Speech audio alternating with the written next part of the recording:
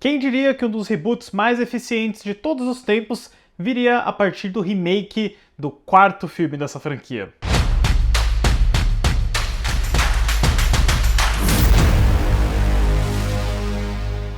Olá, fãs da sétima arte, meu nome é Lucas Nascimento e esse é o Lucas Filmes. E dando sequência ao nosso especial da franquia, hoje eu tô aqui para falar sobre Planeta dos Macacos: A Origem, filme de 2011 dirigido pelo Rupert Wyatt. Mas antes eu pedi para você curtir esse vídeo, se inscrever no canal e ativar o sininho para não perder notificação dos próximos vídeos.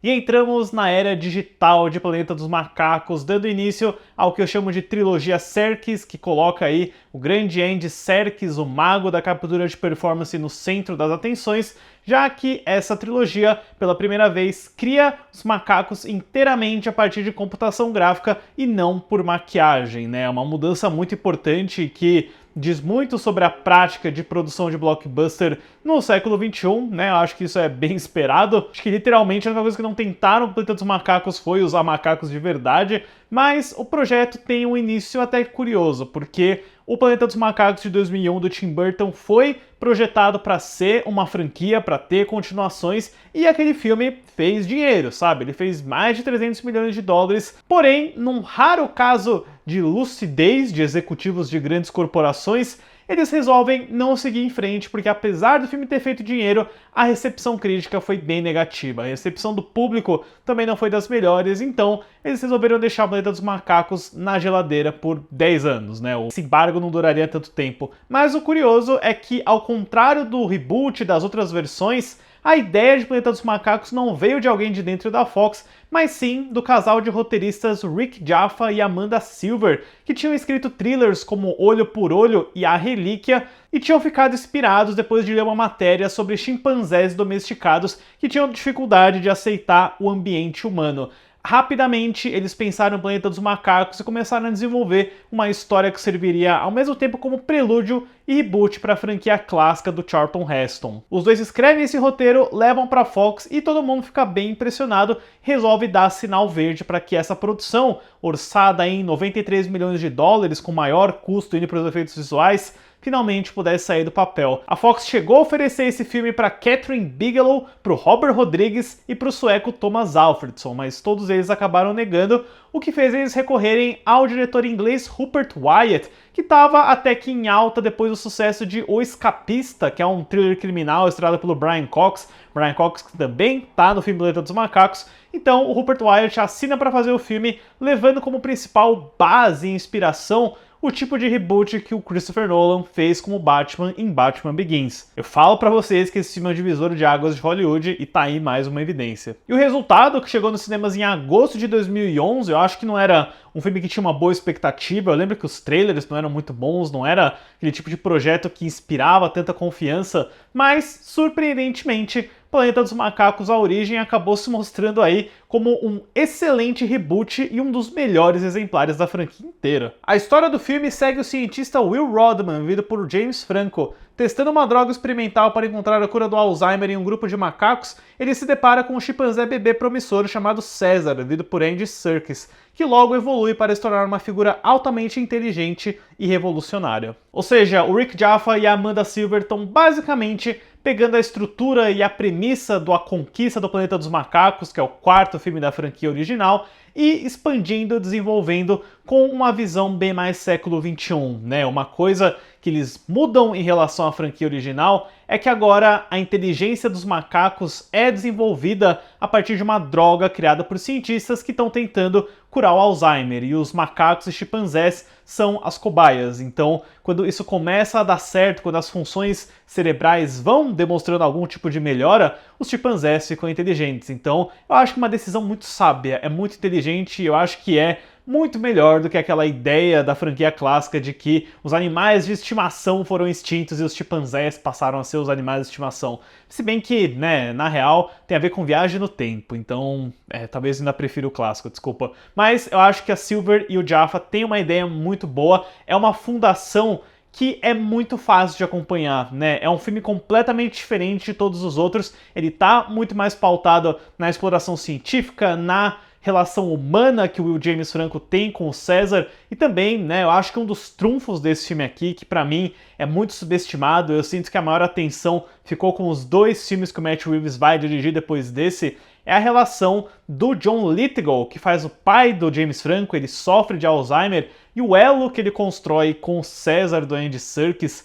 representa pra mim um dos grandes focos emocionais de toda a saga. Eu acho que eles lidam com isso muito bem, eles criam momentos, sabe, de sutileza que são bem fortes, que são muito bonitos. Tem uma cena que eu nunca esqueço, que é quando o César gentilmente ajuda o John Lithgow a pegar o garfo da maneira certa, porque ele estava usando o garfo invertido, sabe? Tem vários momentos assim que eu acho extremamente bonitos. Até quando o César demonstra um comportamento agressivo para proteger o John Lithgow de um vizinho nervoso, acaba resultando numa cena que é um pouco violenta no contexto do filme. Eu acho que tem momentos assim de escalação que são bem impressionantes. Reassistindo o Planeta dos Macacos A Origem também, eu fiquei também impressionado com a velocidade desse filme. Ele tem 1h30 praticamente sem os créditos e ele corre. É um filme que ele progride de forma bem eficiente, mas nunca perdendo o ritmo, sabe? Nunca cortando o que é essencial. Acho que na primeira meia hora de filme passam que uns 8, 9 anos de história já, e tudo de uma forma bem econômica e inteligente, sabe? Eu acho que isso é mérito do roteiro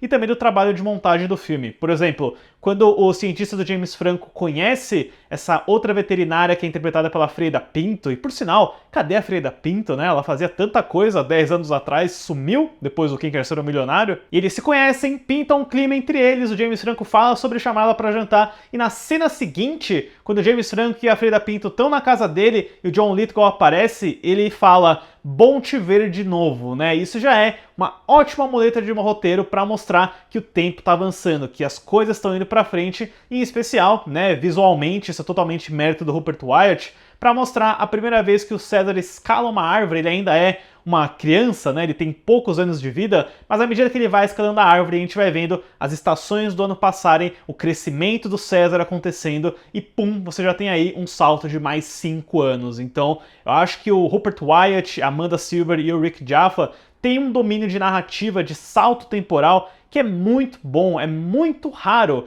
você acertar esse tipo de progressão, sabe? Então eu acho que o primeiro ato do Planeta dos Macacos A Origem é muito forte, é muito eficiente, e quando a gente vai indo pro lado mais Planeta dos Macacos, né, tem um ponto de ruptura muito importante no filme, que é quando o César é forçado a ser enviado para essa espécie de canil, né? Eu vou usar a palavra canil, mas é um local onde todos os chimpanzés, macacos, gorilas e orangotangos são mantidos ali. Eles obviamente estão sob a tutela de personagens bem malvados, como o Brian Cox, eu nem lembrava que ele estava nesse filme, e o Tom Felton, o eterno Draco Malfoy, fazendo um personagem bem insuportável, e é nesse arco que eu acho que o filme começa a encontrar um outro tipo de brilhantismo, porque o James Franco, sendo bem sincero, não é o melhor dos protagonistas nesse filme. Eu acho que tudo com o John Lithgow é muito mais interessante, mas quando o César tá nessa prisão, é o Andy Serkis que domina o filme inteiro, sabe? Eu acho que ao longo de todo o primeiro ato, você já tem um trabalho de performance dele que é muito impressionante. Ele tá interpretando um chimpanzé com a captura de performance, e os efeitos visuais, apesar de terem dado uma certa envelhecida na integração com elementos live action,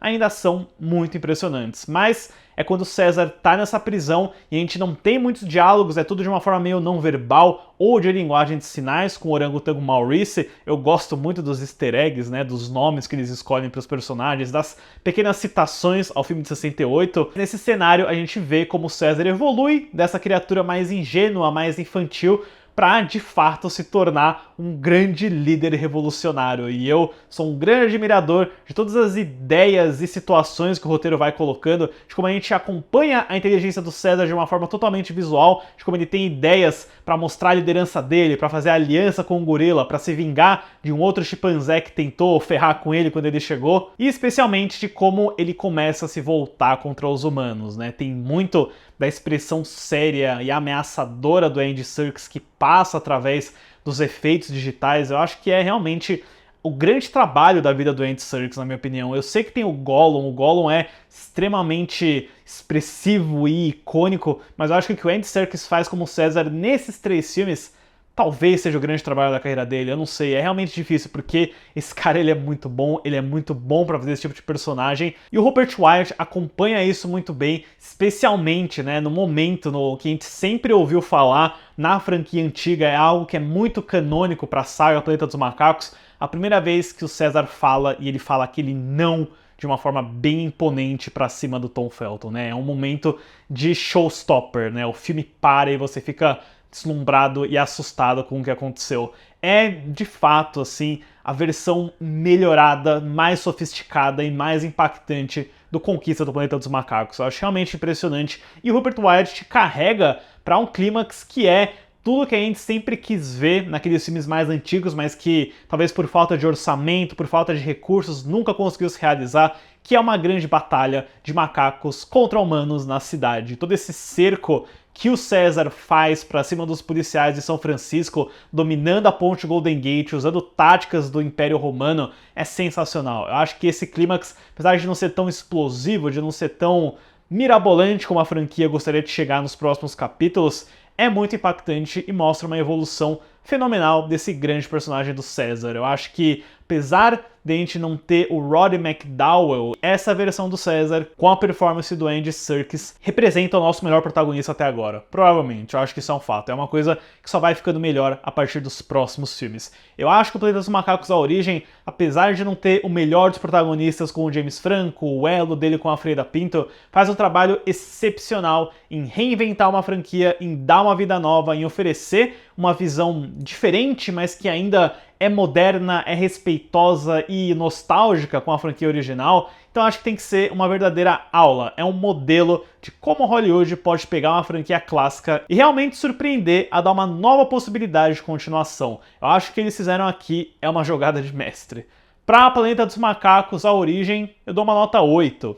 E no lado financeiro, o Planeta dos Macacos A Origem, né, segue a tradição da franquia de sempre conseguir se pagar, de sempre conseguir trazer algum lucro. O filme estreou nos cinemas americanos em 5 de agosto de 2011 com 54,806 milhões, arrecadando 176,760 milhões na bilheteria doméstica e 481,800 milhões no mundo inteiro. Um grande sucesso que praticamente já garantiria continuações e mais investimento da Fox no universo de Planeta dos Macacos. E vale mencionar que o Planeta dos Macacos A Origem foi indicado ao Oscar de melhores efeitos visuais, mas ele perdeu aquele ano para a invenção de Hugo Cabret. É meio bizarro como nenhum desses filmes de Planeta dos Macacos, que tem esse grande trabalho de efeitos visuais, nenhum deles conseguiu vencer um Oscar na categoria. Vamos ver se o Reinado vai ter alguma chance de chegar perto do ouro, né? Mas enfim, pessoal, deixem nos comentários depois o que vocês acham de Planeta dos Macacos A Origem e se esse primeiro capítulo da nova trilogia ainda se sustenta tão bem. Certo, pessoal? Obrigado pela visita